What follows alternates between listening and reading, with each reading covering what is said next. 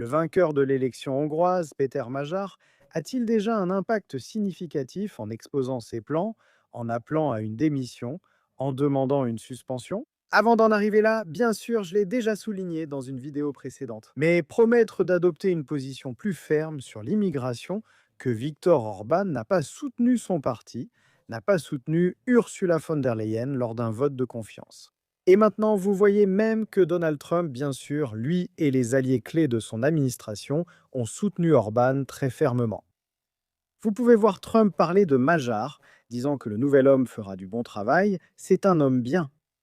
Maintenant, ce que vous voyez aussi très rapidement ici, c'est ce que Magyar veut clairement faire. Il a rencontré le président hongrois et l'a décrit comme étant indigne de représenter l'unité de la nation hongroise, pas apte à servir d'autorité morale ou de modèle. Et qu'à la suite de la formation de ce nouveau gouvernement TISA, il appelle le président actuel à démissionner. Et Magyar ne s'est pas arrêté là non plus. Il a tourné son attention vers les journaux télévisés d'État en Hongrie, déclarant maintenant que chaque Hongrois mérite des médias de service public qui diffusent la vérité. Et qu'ils vont adopter une nouvelle loi sur les médias, une nouvelle autorité des médias, avec des conditions professionnelles pour que les médias d'État fassent réellement ce pourquoi ils sont censés exister. Que nous assistons au dernier jour d'une machine de propagande et que TISA va effectivement suspendre les services d'information des médias publics actuels jusqu'à ce que leur caractère de service public soit rétabli.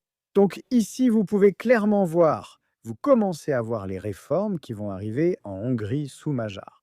Que si le président actuel ne démissionne pas, la Constitution sera modifiée pour le forcer à quitter ses fonctions. Magyar accuse les médias publics, les services publics de l'audiovisuel, d'être fondamentalement biaisés en faveur d'Orban et de son parti.